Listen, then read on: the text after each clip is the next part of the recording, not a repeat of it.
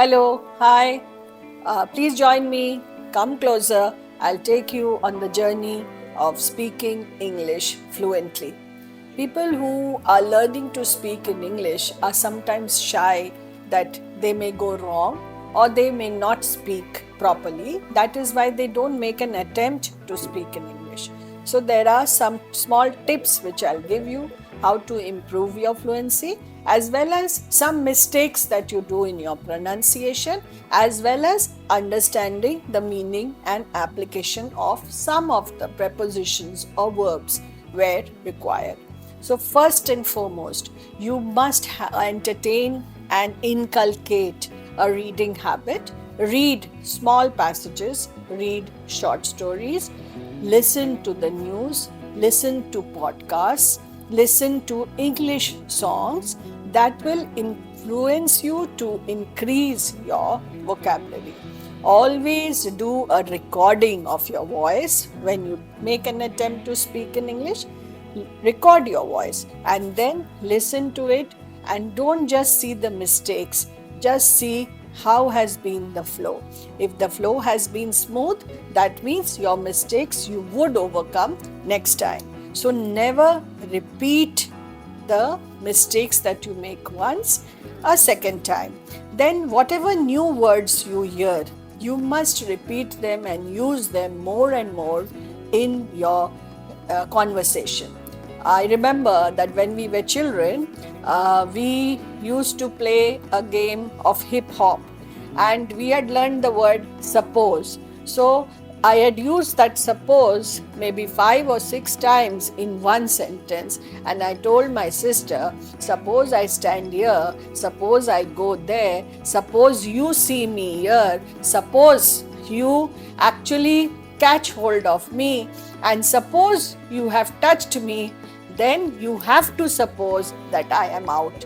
So I use that new word suppose in class 2 so many times so that I understood the application and the use of the word. These things we must inculcate in our conversation when we are young. Our children should be told when they are in classes 1 and 2 in their formative years, they should be told to repeat. Even senior students, if they come across a new word, they should have a small diary where they should note these important words, where they can use it over and over again. Then there are some pronunciations which children usually make wrong. Like usually I've heard people say Thames, they say Thomas, they say this, but it is not like that. It is Thames, it is Thomas, it is this, it is think, it is theme.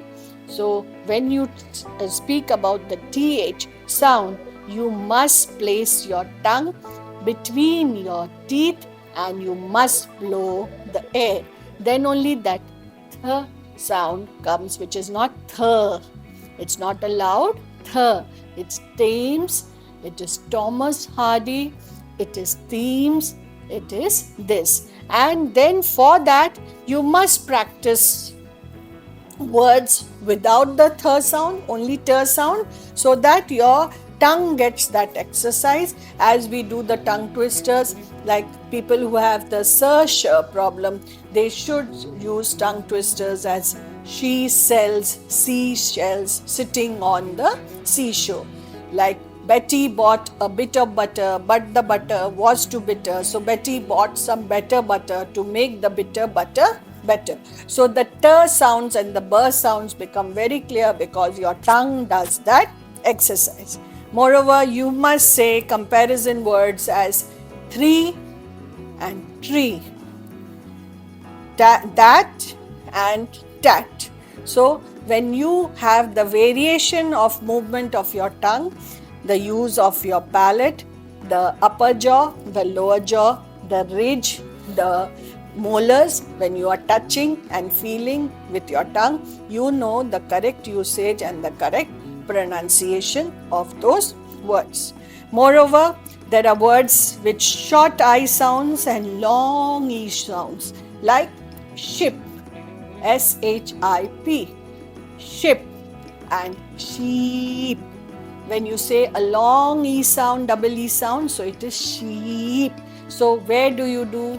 What do you do with your lips and tongue? In long, you smile broad, and your tongue is at a resting position.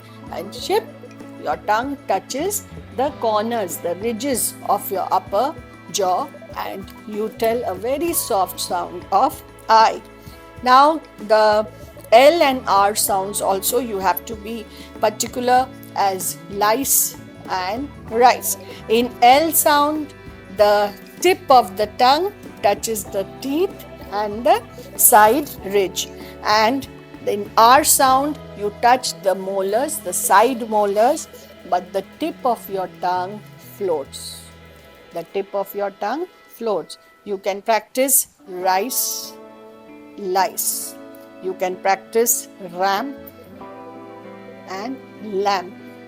You see, it is touching your teeth in L, and in R, it is your tongue is floating. So these are the common pronunciation practices which you must do to give an exercise to your tongue. Apart from this, in usage, if we go, then the children make mistakes in the use of on and upon.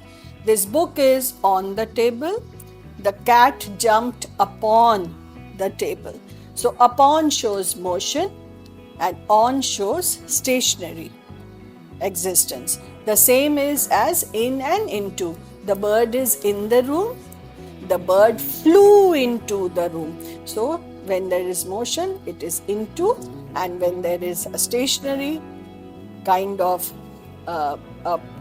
way by which we are showing no movement, then it is in. So if you are using these techniques, I am sure you would be able to build better fluency and speak as much as you can.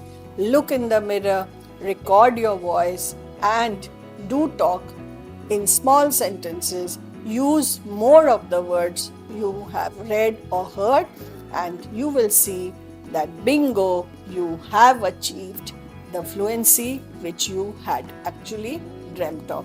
Please do mention in the comment box if these tips have been helpful to you, or if you know of any other technique which can also help you enhance your fluency. Thank you. Take care till next Thursday.